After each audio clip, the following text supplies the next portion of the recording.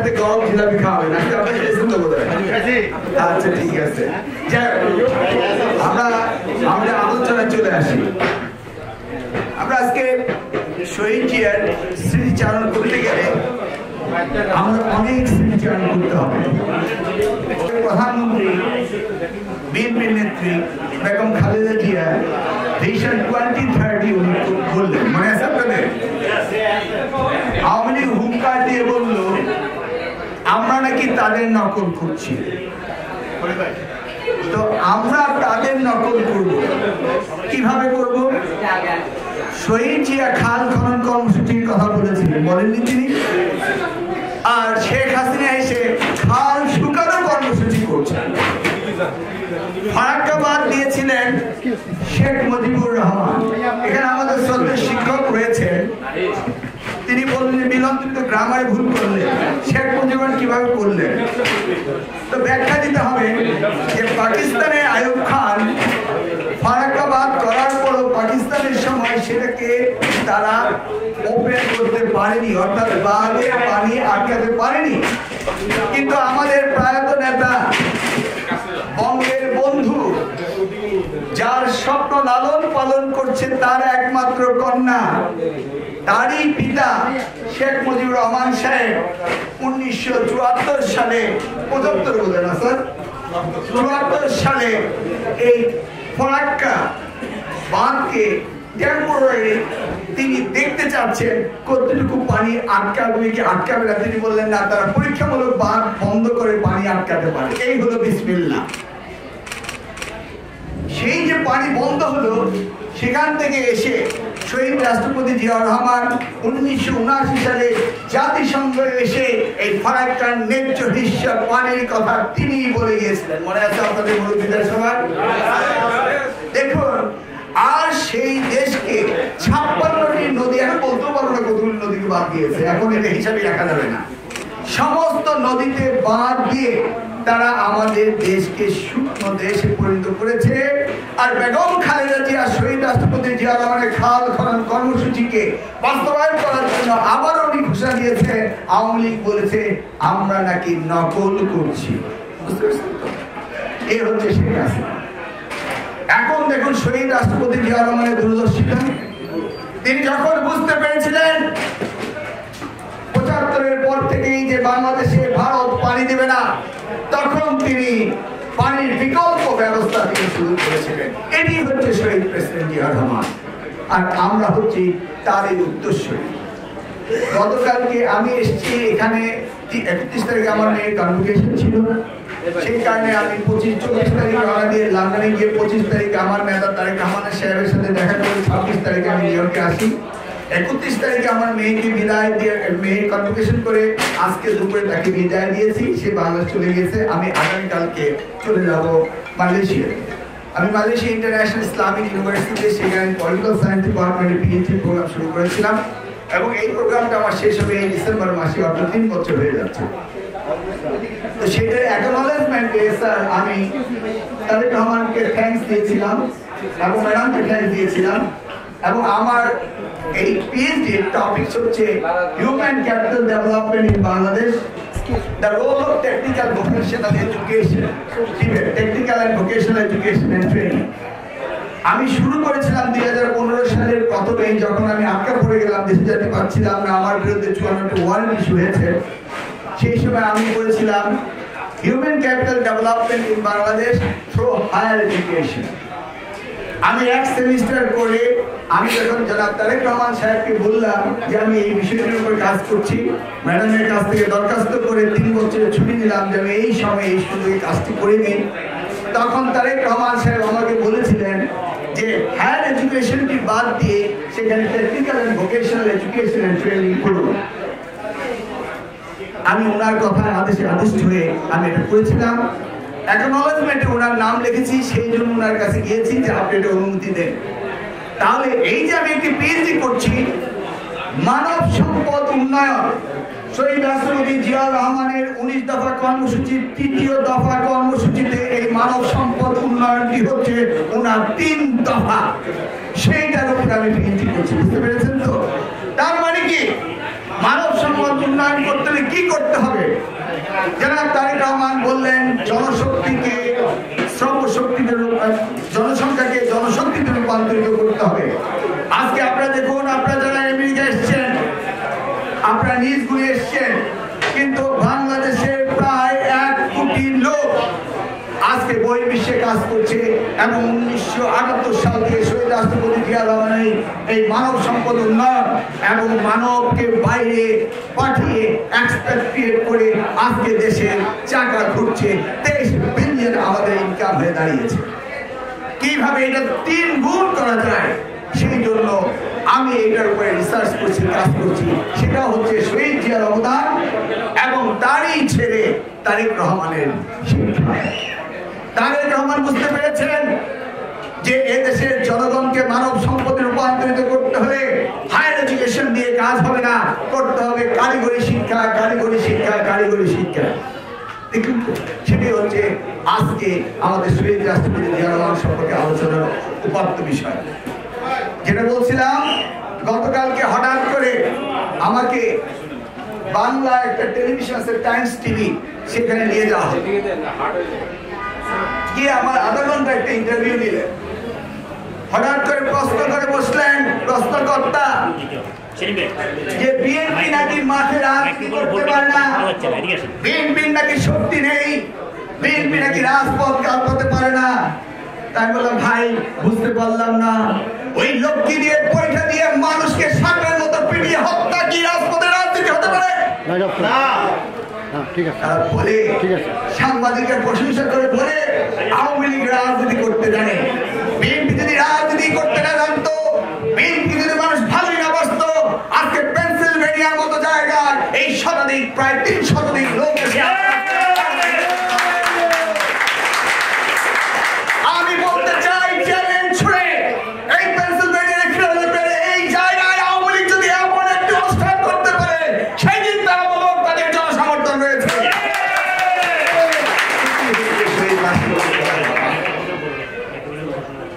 সাংবাদিক সাহেব বললেন যে নির্বাচনে আপনারা গেলেন না কেন? আপনার কিসের নির্বাচন? নির্বাচন তো হয়েছে, সেই নির্বাচনে আপনারা গেলেন না কেন? তাহলে কি নির্বাচন হলো? ওই পার্শ্ববর্তী প্রতিবেশী দেশ থেকে একজন মহিলা সচিব এসে যখন স্বৈর শাসকের সাথে গান পয়েন্টে ধরে নিয়ে নির্বাচনে নামালেন, সেটা কি নির্বাচন বলা যায় না? বলতে তাদের লজ্জা হয়। সত্য কথা বলতে, যেই দেশের 154টি আসনে নির্বাচন হয়নি, তাকে কি গণতন্ত্র বলা চলে? সাংবাদিক আমাকে যখন কঠোর প্রশ্ন করলেন, তখন আমি বললাম, রোজা রমজানের দিন বুকে হাত দিয়ে বলুন তো আপনি আপনার ভোটটা দিয়েছিলেন কিনা? সাংবাদিক সাহেব আর উত্তর দিতে পারে না, নিজের ভোট দেয়নি। আজকালকার দিনে আমরা নতুন নতুন কথা শুনি। মাহে রমজানের সময় আমরা হেফাজতের সাথে ইফতারি দেখতে পাই, আবার আমরা গল্প শুনি তাহাজ্জুদের নামাজ নাকি কেউ কেউ পড়ে। কি ভাই শুনুন না আপনারা?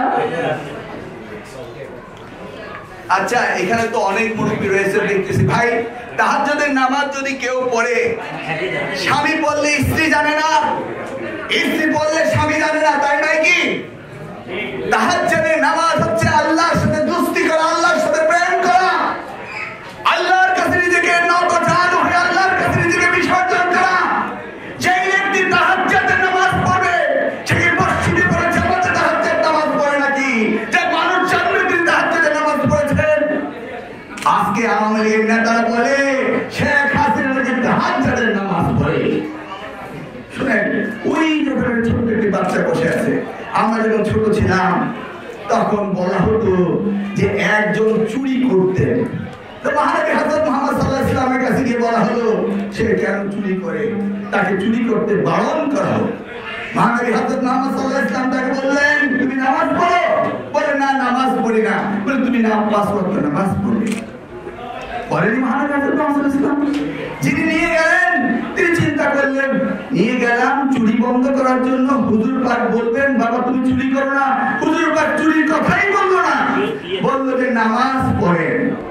শেখ হাসিনা ওই মহানবী হযরত মুহাম্মদ সাল্লাল্লাহু আলাইহি ওয়াসাল্লাম যাকে নামাজ পড়তে বলেছিলেন, তিনি নামাজ পড়লে চুরি করতে পারেন না বলে তো নামাজ পড়তে বলেছিলেন, তাই নাকি? আপনি তাহাজ্জুদের নামাজ পড়ে পরের দিন আপনি গুণ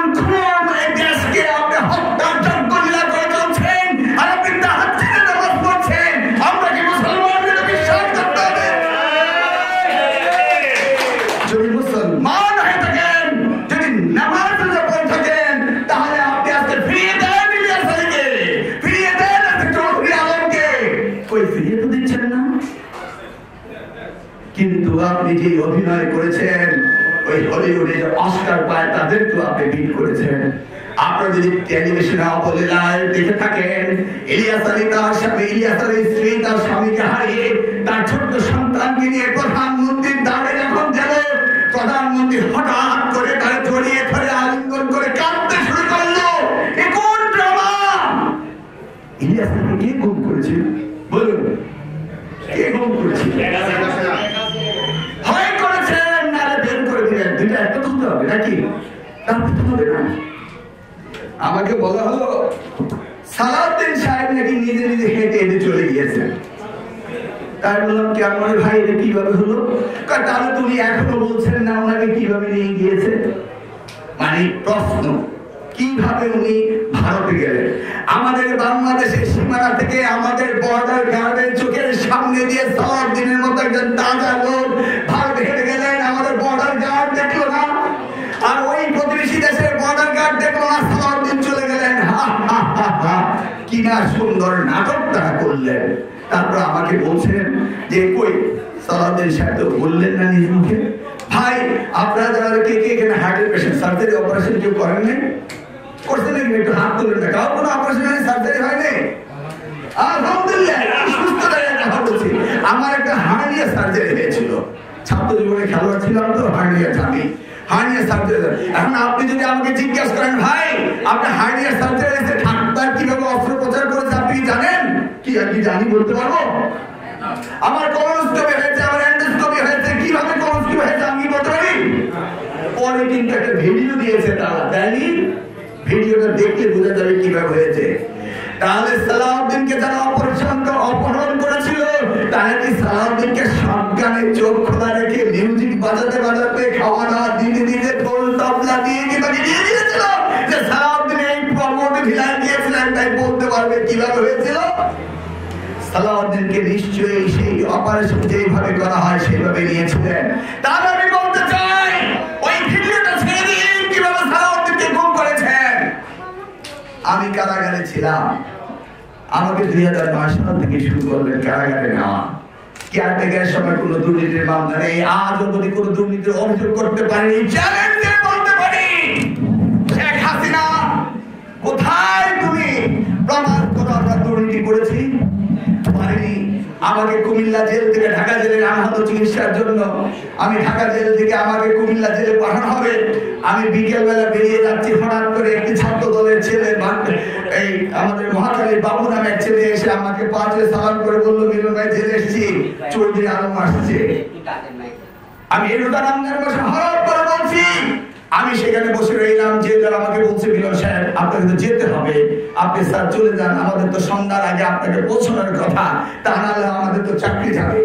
আমি বসে রইলাম, আমি জেলের আদেশ শুনিনি, চৌধুরী আলমকে দেখবো তারপর যাবো। সন্ধ্যা গড়িয়ে গেল, আমার বিবের পর আমি চলে গেলাম, চৌধুরী আলম আর আসলো না। কে গুম করেছে? কে নৃশংস হত্যা করেছে? কে নূরকে হত্যা করেছে? হাসিনা করেনি না অন্য কেউ করেছে? আজকের এই দিনে শহীদ জিয়ার এই 36তম শাহাদাত দিবসে আমাদেরকে মনে রাখতে হবে যে শহীদ জিয়া উপলব্ধি করতে পেরেছিলেন যে কিভাবে বাংলাদেশকে সুসংগঠিত করা যায়, বিশ্বের মানচিত্রে একটি শক্তিশালী দেশ তৈরি করা যায়। সেই আদর্শকে সামনে নিয়ে আগামী দিনে আপনাদের রাজনীতি করতে হবে। সেটাই ভাবে আজকের এই দিনে আমাদের সকলের কাছে আহ্বান, তাই নয় কি? দেখুন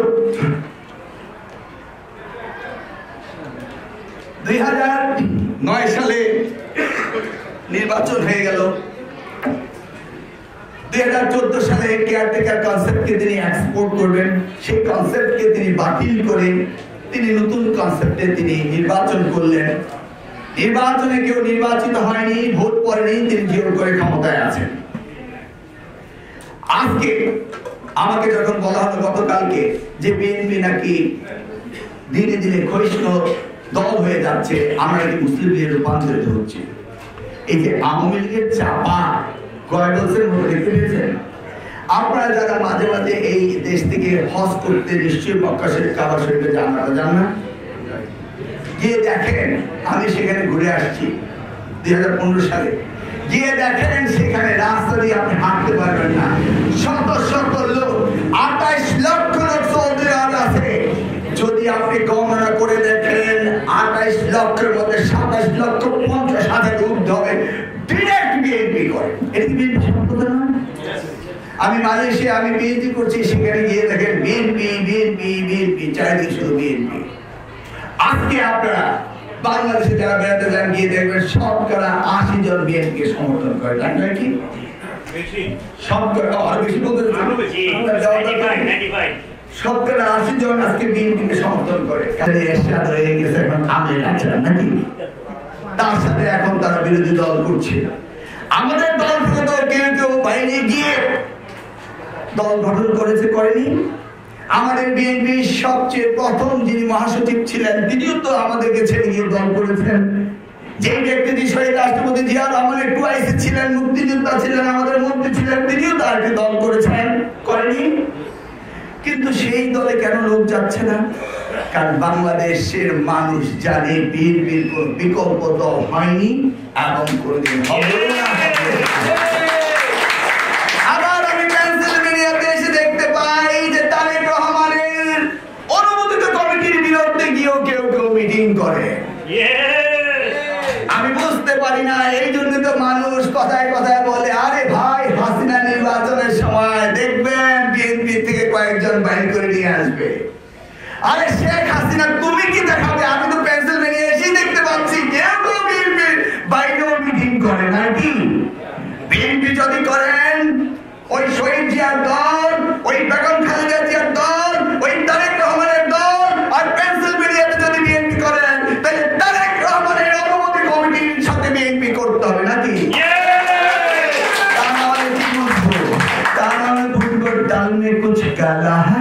তাই নয় কি? আজকে যদি আপনি জর্জিয়াতে বিএনপি করেন সাহেলের আজাদের সাথে করতে হবে। আজকে যদি আপনি ওয়াশিংটনে বিএনপি করেন ডক্টর আশরাফ আবু হোসেনের সাথে করতে হবে। আজকে যদি আপনি বস্টনে বিএনপি করেন তাহলে আজকে সোহরাব এবং সাইফুলের সাথে করতে হবে, তাই নয় কি? এটি অনুমোদিত কমিটি।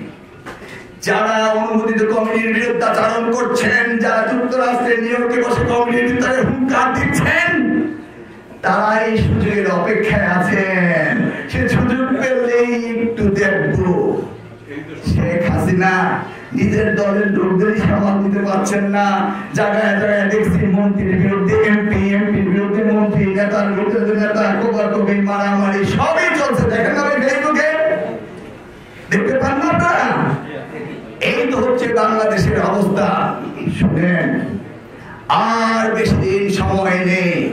আমি নির্ঘাত বলতে পারি, আপনারা বিশ্বাস করুন আর না করুন, এই 2018 সালে হচ্ছে হাসিনার মরণ সাল।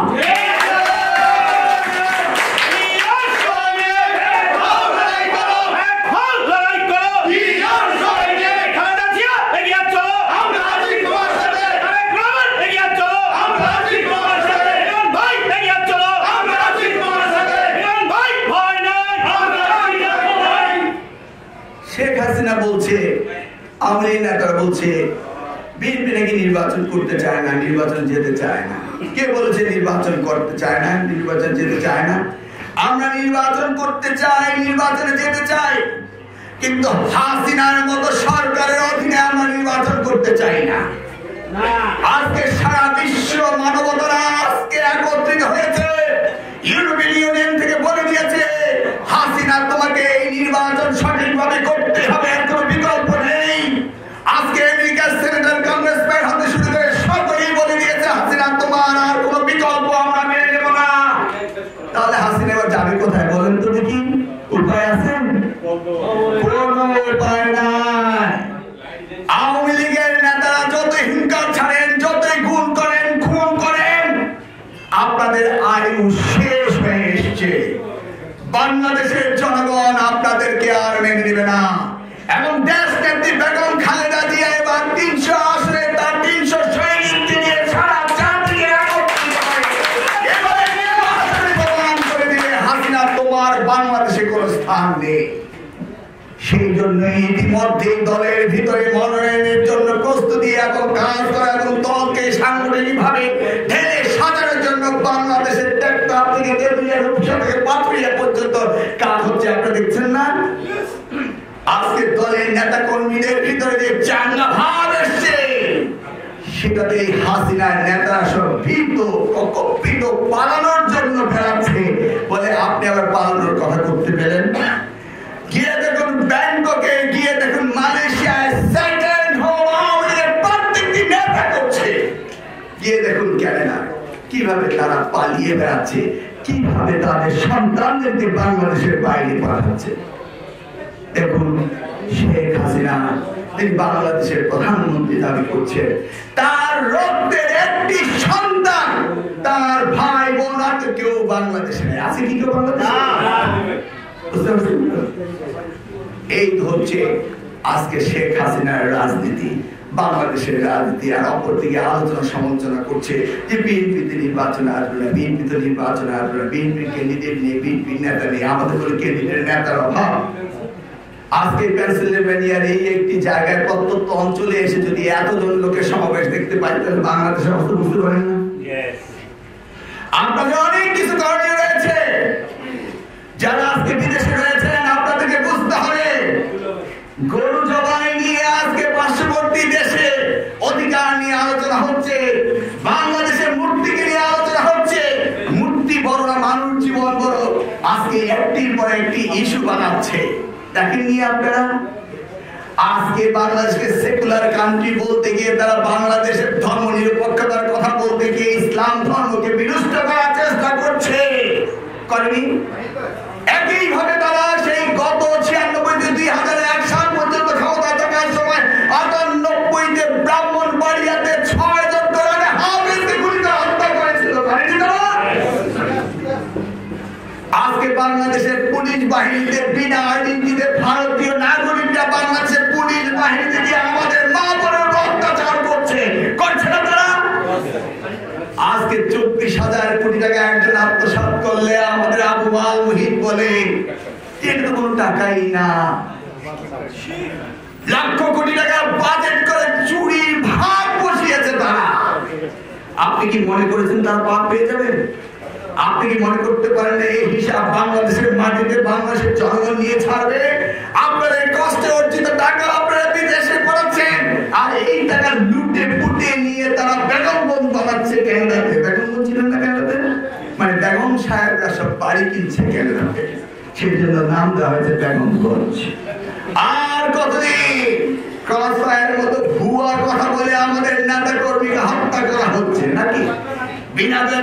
বিনা বিচারে স্বাধীনতার বিপক্ষে শক্তি বলে ফাঁসিতে ঝুলিয়ে দেওয়া হচ্ছে।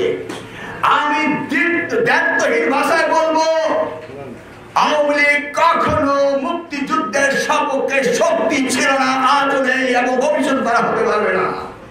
আমরা মুক্তিযুদ্ধ করেছিলাম গণতন্ত্র পুনঃপ্রতিষ্ঠার জন্য, তার নয় কি? আমরা মানবাধিকারের জন্য মুক্তিযুদ্ধ করেছিলাম কি? আমরা স্বাধীনতা সার্বভৌমত্বের জন্য মুক্তিযুদ্ধ করেছিলাম, আমরা বিচার বিভাগের স্বাধীনতার জন্য মুক্তিযুদ্ধ করেছিলাম, করিনি? আমরা অর্থনৈতিক সামাজিক মুক্তির জন্য মুক্তিযুদ্ধ করেছিলাম। আজকে এই মুক্তিযুদ্ধের কোন জায়গায় আওয়ামী লীগ অবস্থান নিয়েছে? তারা কি বিচার বিভাগকে স্বাধীনতা দিয়েছে? এটা আমার কথা নয়, এটা হচ্ছে চিফ জাস্টিসের কথা।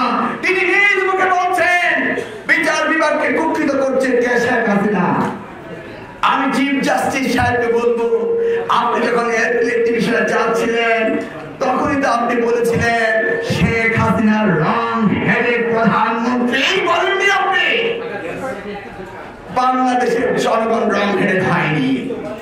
আপনার পার্শ্ববর্তী দেশ থেকে আমাদের ভিতরে অনুপ্রবেশ করে আমাদের সব কিছু নিয়ে গিয়ে আপনার বন্ধুত্ব টিকিয়ে রাখবেন, চুক্তির পর চুক্তি করবেন, দেশকে বিলীন করে দিবেন। বাংলাদেশের জনগণ তা কখনো মানবে না। আমার বড় কথার জন্য আমাকে আবার বাংলাদেশে গেলে জেলে পুঁতে রাখবেন, এটা আমি নিশ্চিত জানি। আমি জানি আমার পিএইচডি শেষ হওয়ার পরের দিন আমি বাংলাদেশ যাবো এবং অ্যানাউন্স করে যাবো। আমি জানি আমাকে এয়ারপোর্ট থেকে টিভির অফিসে নিয়ে যাবেন, সেটা জেনেই বলছি। মামলা 54টা করেছেন, আরো 54টা করেন, তবু বলবো যে কারোর কারণে বাংলার মাটি থেকে প্রধানমন্ত্রী থাকতে পারবে না।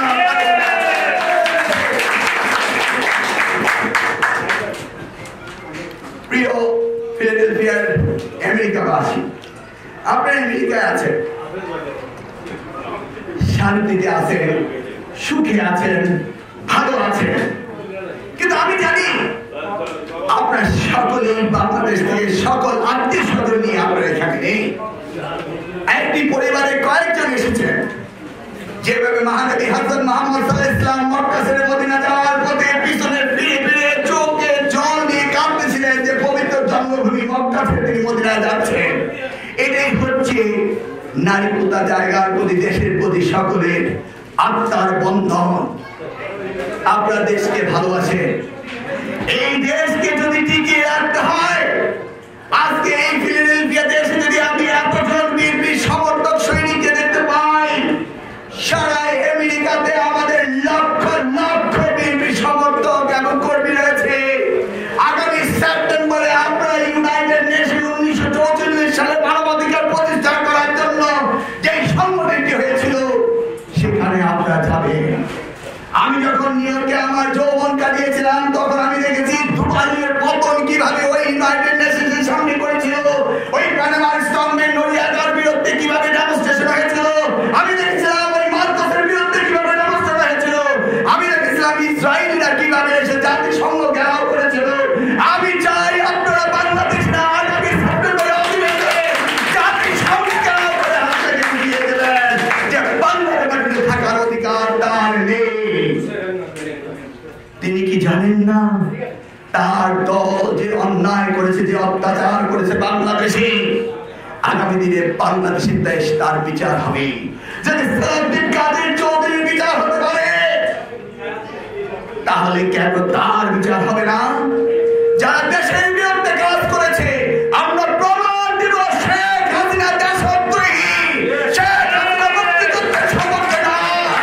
যদি সপক্ষে হতো গণতন্ত্র, স্বাধিকার, মানবাধিকার পুনঃপ্রতিষ্ঠিত হতো। কথায় কথায় বলে বাপকা বেটি। শেখ মুজিবুর রহমান তো দেশের স্বাধীনতা চেয়েছিল, শেখ মুজিবুর রহমান তো সার্বভৌমত্ব চেয়েছিল, শেখ মুজিবুর রহমান তো ভারতীয় বাহিনীকে বাংলাদেশ থেকে বিতাড়িত করেছিল, শেখ মুজিবুর রহমান তো মুক্তিযুদ্ধকে সংগঠিত করেছিল। তার কন্যা এসে তার উল্টো হয়ে দাঁড়িয়ে বাপের নাম করছে। শেখ মুজিবুর রহমান বাংলাদেশের সম্পদ, শেখ হাসিনার সম্পদ নয়। যারা স্বাধীনতার বিরুদ্ধে যাবে তারা বাংলাদেশের রাষ্ট্রদ্রোহী এবং শেখ হাসিনা বাংলাদেশকে বিশ্বের মানচিত্রে একটি খুনি রাষ্ট্র হিসাবে, একটি জঙ্গি রাষ্ট্র হিসাবে পরিণত করেছে। বাংলাদেশে কোন জঙ্গি নেই। সকল জায়গায় যদি কোনো বোমা ফোটে, কোনো গোদাগুলি হয়, কোনো মারা যায়, মানুষ বলে সন্ত্রাসী। আর মুসলমানরা যদি কোথাও থাকে সেটা হয়ে যায় জঙ্গি। এই জঙ্গি খেতাব শেখ হাসিনা দিয়েছে আমাদের বিরুদ্ধে। আজকে এই জঙ্গি খেতাবের জন্য যুক্তরাষ্ট্রে আমরা যারা অনুপ্রবেশ করতে চাই, যারা আমরা যারা লিগে আসতে চাই, তাদেরকে ঢুকতে দেওয়া হয় না। এই উপকারটি তিনি করেছেন। জঙ্গি নাটক বাংলাদেশে করে বহির্বিশ্ব থেকে আমাদেরকে বের করে দিয়েছেন। আপনার কিনা একটা বেকারির নাম কিনা গুলশানের হলিয়ার্ডিজেনের সারা রাত ধরে হত্যার যজ্ঞ লীলা ঘটল। এত বড় আর্মি, বিমান বাহিনী, পুলিশ বাহিনী সেখানে গেলেন, একজনকে অ্যারেস্ট করলেন না, সকলকে মেরে ফেললেন কেন? আমি জিজ্ঞেস করতে চাই, একজনকে কি জীবন্ত রাখা উচিত ছিল না?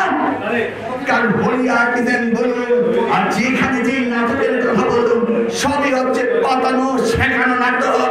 বাংলাদেশকে জঙ্গি জঙ্গি বলে পশ্চিমা বিশ্বে মুসলমানদেরকে হেয় প্রতিপন্ন করার জন্য শেখ হাসিনা এই কাজটি করে যাচ্ছে। এখন আবার আমাদের দেশে অনেকেই ধর্ম ব্যবসায় নেমেছেন, অনেকেই ধর্ম নিয়ে ব্যবসা করেন। বলে এটা আবার কেমন? দেখতে পাচ্ছেন না পত্র পত্রিকায়? আমি একটি আর্টিকেল লিখেছিলাম বহু আগে 2012 সালের 5 মে যখন শাপলা চত্বরে নির্মম ভাবে বাংলাদেশে ওলেমা একরামদেরকে হত্যা করা হয়েছিল। সেই সময় আমি এটা লিখেছিলাম। আমরা ভুলে গিয়েছি কিভাবে কোরআন শরীফকে পুড়িয়ে দেওয়া হয়েছিল। আমরা ভুলে গিয়েছি কিভাবে সোনালী ব্যাংকে হেড অফিসের ওই সিঁড়ির মধ্যে হাজার হাজার লোককে হত্যা করেছিল। রক্ত দিয়ে সারা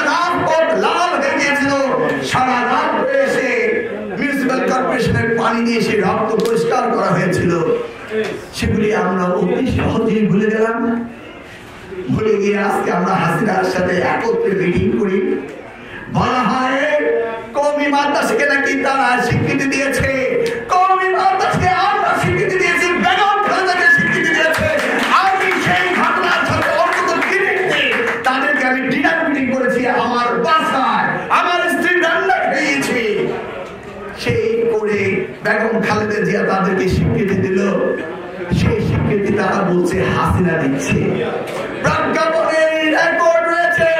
শেখ হাসিনা, আপনি যদি হেফাজতকে মুসলমানদেরকে ভালোবাসতেন তাহলে 2009-এর পরে 2010 করলেন না কেন, 11 করলেন না কেন, 12 করলেন না কেন, 13 করলেন না কেন, 14 করলেন না কেন? ও এখন নৌকা দিয়ে বৈতরণী পার হওয়ার জন্য মনে হয়েছে হেফাজতের সাথে বন্ধুত্ব করতে হবে। বন্ধুত্ব যদি করতেই চাইতেন তাহলে 5 মে শাপলা চত্বরে জঘন্য হত্যাকারীরা কেন চলে? তার কি কোনো উত্তর আছে? তাই বলি কোথায় যাব আমরা? আর কেমন অনেকেই ধর্ম ব্যবসা নেমেছে। বুঝবেন অনেকে সুবিধা নিয়ে আজকে আমলারা হাসিনার অনেকে তোষামোদি করছেন। পুলিশ বাহিনী নাকি হাসিনা ছাড়া কিছুই বুঝে না। আমি খুব ভালো করে জানি হাসিনা ছাড়া কেউ বুঝে না, সর্বই মিথ্যা কথা। পুলিশ একটি অফিসার, তার চাকরি করতে হবে, বউ বাচ্চার ভরণ পোষণ করতে হবে, একটা পুলিশ কনস্টেবলের থাকতে হবে, তাই তারা আদেশ শুনছে। আপনারা এবার নির্বাচনের সময় দেখবেন কিভাবে ব্যারেল তারা ঘুরিয়ে দেয়।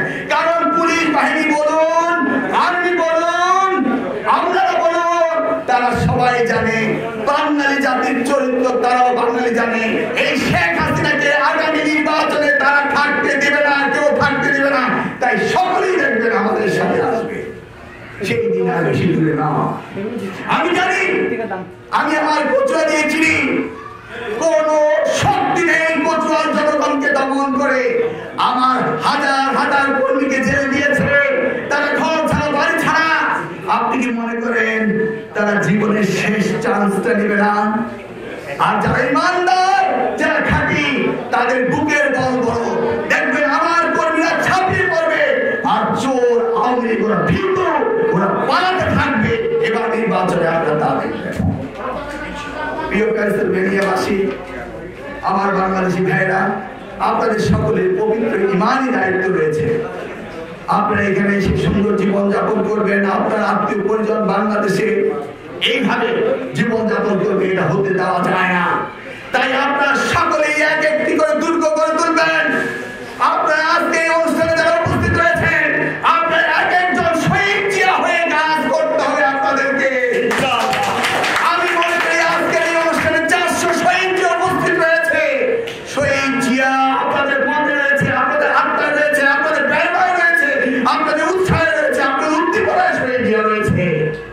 শহীদ জিয়া আত্মকে দিয়েছেন বাংলাদেশের জন্য।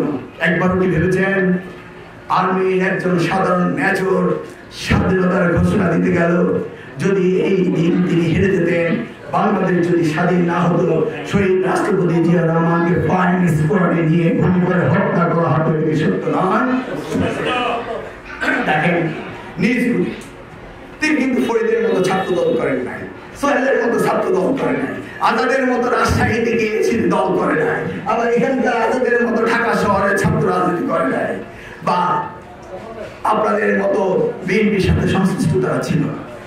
কিন্তু সেই দিন শহীদ জিয়া বলেছিলেন উই রিভল্ট। তার সাথে কিন্তু শেখ মুজিবুর রহমানের যোগাযোগ হয়নি। আজকে সেই শহীদ জিয়ার নামে করা একটি এয়ারপোর্টকে তারা নিয়ে গেল। এয়ারপোর্টটি শহীদ জিয়া করেছেন, শহীদ জিয়ার নামে হয়েছে, সেই নাম তারা পরিবর্তন করলো। নাম পরিবর্তন করে যদি শেখ হাসিনা এয়ারপোর্ট বানাতো, আমার কিন্তু দুঃখ থাকতো না, মেনে নিতাম।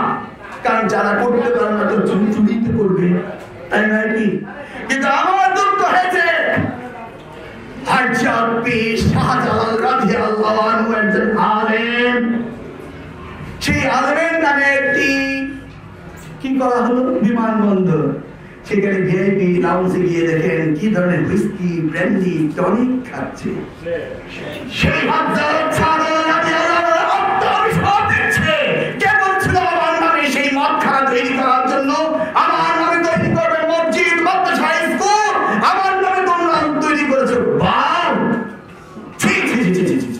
এই জন্যই আল্লাহ গজব করবে, তাই নাকি? শুনেন, মানুষের আত্মার অভিশাপ কখনো শেষ হয় না। অবিনশ্বর এই উৎসবের কারণে হাসিনাকে তার সেই হিসাব পুষিয়ে দিতে হবে। আমি জানি আপনি অত্যন্ত সাহসী। আপনি বলেছেন ক্ষমতার বাইরে গেলে রাজপথে মার খেতে হয়, তাহলে ক্ষমতা থেকেই আমি দেখবো এবং ক্ষমতা আমি ছাড়বো না, আমার শেষ রক্তবিন্দু থাকা পর্যন্ত আপনি ক্ষমতায় থাকবেন। কারণ আপনার পরিবারের 34 জন নিহত হয়েছে, আপনি সেখান থেকে শিক্ষা নিয়েছেন। আরে শেখ হাসিনা, আপনি সেখান থেকে শিক্ষা নেওয়া উচিত ছিল কিভাবে বাংলাদেশের জনগণকে ভালোবাসবেন, কি ভুল থেকে সেই ঘটনা ঘটেছিল তার উত্তর ঘটাবে, বাংলাদেশের জনগণের জন্য একটি সমৃদ্ধশালী বাংলাদেশ দিয়ে যাবেন। তা না দিয়ে আপনি আপনার পেটুয়া বাহিনীকে সন্তুষ্ট করে আজকে আপনি সেখানে রাজত্ব কায়েম করছেন। আপনার দলের কোন মন্ত্রী দুর্নীতি করলে জেলে যাবে না, বিএনপির কোন লোক দুর্নীতি করলে জেলে যাবে। এক দেশে 2 আইন চালাচ্ছেন আপনি, কতদিন আর চালাবেন? বেগম খালেদা জিয়ার বিরুদ্ধে আপনি মামলা করছেন। বেগম খালেদা জিয়া কি এতিমখানার টাকা চুরি করছে? বিশ্ববাসী হাসে। বেগম খালেদা 3 বারের প্রধানমন্ত্রী, স্বাধীনতার ঘোষক রাষ্ট্রপতি, শহীদ রাষ্ট্রপতি জিয়াউর রহমানের স্ত্রী, তিনি একটি এতিমখানার টাকা চুরি করছেন। আর শেখ সেদিন যখন সাক্ষী দিয়েছিল, আপনি যে ভিডিও দেখেননি, সুটকেস ভর্তি টাকা দিয়েছে, এজাজও কি সাক্ষী দেয়নি? সেই ভিডিও ক্লিপ কি আপনাদের কাছে নেই? সব মামলার অবসান হয়ে গেল ক্ষমতায় গিয়ে, আর আমাদের মামলার পাহাড় এভারেস্ট তুল্য প্রতিদিন বাড়ছে। আপনি মনে করেছেন এই খেলা কি এখানেই শেষ? খেলাম খেলে যা, সেই দিন আর দূরে নয় যেই দিন আবার আপনাকে সুদে আসলে হিসাব দিতে হবে। সেই দিনের প্রতীক্ষায় আমরা ধারণ হই না, এবং সেই প্রতীক্ষা বেশি দিন নয়। এই তো 2017 প্রায় শেষ। তিনি 2018-এর মধ্যে আগাম নির্বাচনের কথা চিন্তা করছেন। বিএনপি প্রস্তুতি নেওয়ার আগেই তিনি কৌশলে আমাদেরকে ঠকিয়ে তিনি নির্বাচনে আসবেন। এবার কোন কৌশল বাংলাদেশের জনগণ মেনে নিবে না। আপনি আজকে বাংলাদেশের জনগণের পাওয়া দেখে দিন, আপনি আর যত রসগোল্লা সন্দেশ খাওয়া মানুষ আর মেনে নেবে না। আমার মনে আছে একদিন একজন ডিসি ট্রান্সফারের জন্য গিয়েছিলাম মন্ত্রী থাকা অবস্থায়। তো আমার জেলা, চাঁদপুর জেলার 5 জন এমপি, আমি হলাম 6 নম্বর, তারা আরেকজন ডিসির নাম সুপারিশ করেছিলেন। আমি সুপারিশের নামটি দেওয়ার পরে ম্যাডাম বলল যে এটা তো লিস্টের দ্বিতীয়টা। আমি বললাম ম্যাডাম দয়া করে এটা দেন। তখন ম্যাডাম বলল শুনো, একজনকে 3 জন যে অসন্তুষ্ট ছিল জানো, কখনো কাউকে ডিঙিয়ে প্রমোশন দেবে না, ডিঙিয়ে কোনো পোস্টিং দেবে না, তাহলে পরের ওরা অসন্তুষ্ট হয়। আজকে পুলিশে যে কি অসন্তুষ্টের দানা, কি যে বিস্ফোরণ হবে পুলিশ থেকে, সেটা আমরা যারা রাজনীতি করি আমরা সেটা জানি। বিচারালয়ে গিয়ে দেখেন বিচারকদের অসন্তোষ, ওই সেক্রেটারিতে গিয়ে দেখেন কর্মকর্তাদের অসন্তোষ, সকলের বিরুদ্ধে শুধু অসন্তোষ অসন্তোষ। আর সামনে সবাই বলতে আপা আপনার মতো নেতা আর হয় না, বিশ্বে আপনি একাই ছিলেন, 19টা পিএইচডি করেছেন, আপনি ডক্টরেট পেয়েছেন বিশ্বের সবচেয়ে বেশি, কত কথা শোনা যায়, তাই নাকি? আজকে সাংবাদিকরাও চুপ হয়ে গিয়েছে, কারণ সুবিধা নিচ্ছে, একটু সময় দেন কিভাবে কলম ঘুরিয়ে দেয়। আমি বক্তব্য দীর্ঘায়িত করছি না, আপনারা খান, আমাদের যেতে হবে, তারাবির নামাজ পড়বেন। আমি আপনাদের কাছে আহ্বান করব যে আমাদের বাংলাদেশের জন্ম হয়েছে, বাংলাদেশে বড় হয়েছে, অতএব আমাদের সকলেরই বাংলাদেশের জন্য করণীয় রয়েছে। এই করণীয়টুকু যদি আমরা না করি তাহলে আমরা নিজের সাথে নিজেকে প্রতারণা করছি। অতএব এই মায়ের রমজানের মাসে আমি আপনাদের অনুরোধ করবো, যে যেখানে থাকুন, যেখানে থাকুন, যে এলাকায় থাকুন, এই নির্বাচনে আপনারা সকলে ঝাঁপিয়ে পড়বেন ইনশাআল্লাহ। সারা বিশ্বে থেকে যদি আমরা এই লাখ কোটি জনতা যদি বাংলাদেশে চলে যায়, ওই ঢাকা এয়ারপোর্ট থেকে যে জোয়ার বইবে, ওই জোয়ারের বন্যায় শেখ হাসিনার ওই সুতাশত ভেসে যাবে ইনশাআল্লাহ ইনশাআল্লাহ। আজকে এই দিনে শহীদ জিয়ার রুহের মাগফিরাত কামনা করে দেশনেত্রী বেগম খালেদা জিয়ার নেতৃত্বে আগামী দিনে এই দেশ আবার পুনরুদ্ধার হবে এই আশা ব্যক্ত করে তারেক রহমান আবার দেশে ফিরে, এই আশা ব্যক্ত করে আপনাদের সকলের কাছে দোয়া দিয়ে বিদায় নিচ্ছি। আল্লাহ হাফেজ। বাংলাদেশ জিন্দাবাদ। শহীদ জিয়া অমর হোক। আসসালামু আলাইকুম।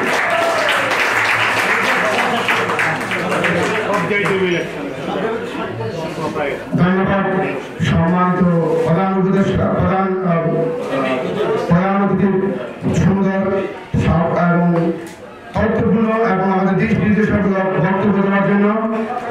শহীদ প্রেসিডেন্ট জিয়াউর রহমানের ৩৬তম শাহাদাত বার্ষিকী উপলক্ষে আজকের অনুষ্ঠানের সম্মানিত প্রধান অতিথি, যিনি বাংলাদেশের নকল মুক্ত সমাজ গড়ার, নকল মুক্ত শিক্ষা গড়ার কারিগর, বাংলাদেশ জাতীয়তাবাদী দল কেন্দ্রীয় কমিটির ১ নম্বর আন্তর্জাতিক সম্পাদক, যাকে এই যুক্তরাষ্ট্রে কমিটি করার জন্য তারুণ্যের প্রতীক, বাংলাদেশ জাতীয়তাবাদী দলের সিনিয়র ভাইস চেয়ারম্যান, বাংলাদেশের জনগণের উপরে জনাব তারেক রহমান দায়িত্ব নিয়েছিলেন, সেই শ্রদ্ধেয় আমার বড় ভাই সাবেক সকল শিক্ষা প্রতিমন্ত্রী জনাব এহসানুল হক ভাই মঞ্চে উপস্থিত, নিউইয়র্ক থেকে আগত আমাদের যুক্তরাষ্ট্র বিএনপির নেতৃবৃন্দ, মঞ্চে উপস্থিত ওয়াশিংটন বিএনপির সম্মানিত সভাপতি, বোস্টন বিএনপির সম্মানিত সভাপতি, জর্জিয়া বিএনপির সম্মানিত সভাপতি এবং সেক্রেটারিবৃন্দ, আমার সম্মানিত উপদেষ্টাবৃন্দ এবং এই অডিটোরিয়ামে পেনসিলভেনিয়া বিএনপির সহ্য সৈনিকেরা, আসসালামু আলাইকুম। সংগ্রামী বন্ধুগণ, ইফতার করেছেন আপনারা, অনেক সময় শর্ট এবং তাড়াতাড়ি করতে হবে।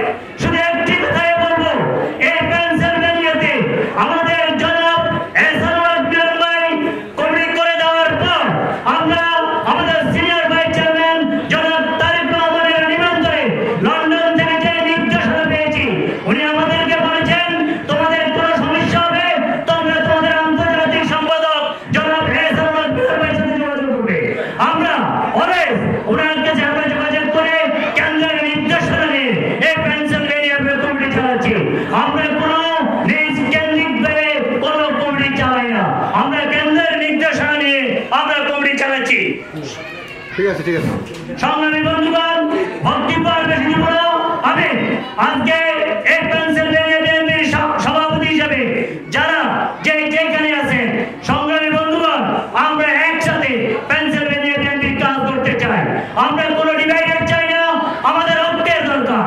আমরা শহীদ জিয়ার আদর্শের সৈনিক, দেশনেত্রী খালেদা জিয়ার নেতৃত্বে চলি, তারুণ্যের প্রতীক তারেক জিয়ার নির্দেশনা চলি। যেই বিএনপি করবেন আমরা আপনাদের সাথে একসাথে কাজ করব। আমাদের কোনো মধ্যে কোনো দ্বন্দ্ব নাই, কিন্তু কোনো জাতীয় পার্টি, কোনো আওয়ামী লীগের পরাজনা নিয়ে পেনসিলভেনিয়া বিএনপিকে দুই ভাগ করা যাবে না ইনশাআল্লাহ। আমরা সবাই একসাথে কাজ করব।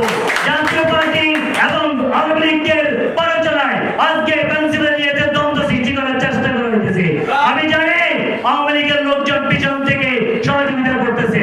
আমি অনুরোধ করবো যারা বিএনপি করেন আসেন, তারেক জিয়ার অনুমোদিত জনাব মিরান ভাইয়ের সুপারিশে তারেক জিয়ার অনুমোদিত কমিটি আজকে Pennsylvania BNP, Boston BNP, new England BNP, Georgia BNP, Washington BNP, Michigan BNP, Chicago BNP, ৬টা স্টেট বিএনপি জনাব মিরান ভাই কমিটি করার পরে, জনাব তারেক সাহেব অনুমোদন দেওয়ার পরে আজকে আমরা কাজ করে যাচ্ছি। তাই আমার অনুরোধ, আমরা সবাই একসাথে কাজ করব। আর এখানে আমি আপনাদের পরিচয় করে দিচ্ছি, আমাদের নিউজিল্যান্ড থেকে ভারপ্রাপ্ত সভাপতি জনাব সৌরভ ভাই আসছেন, দেরি হয়ে গেছেন, উনিকে আমি করতালির মাধ্যমে, এবং আমাদের সাংগঠনিক সম্পাদক আব্দুর রাজ্জাক বোস্টন থেকে এসেছে, সাংগঠনিক সেক্রেটারি নিজামুদ্দিন, তাই না আপনারা নিজামুদ্দিন ভাই এসেছেন, আর আগের তাই আজকের এই সবাই আপনারা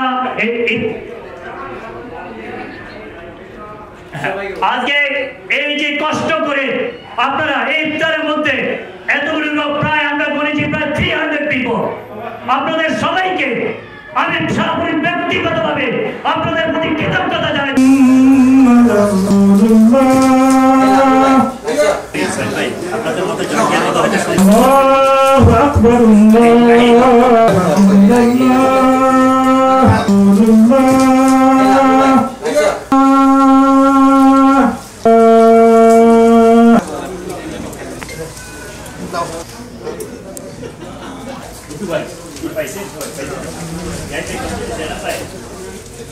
জি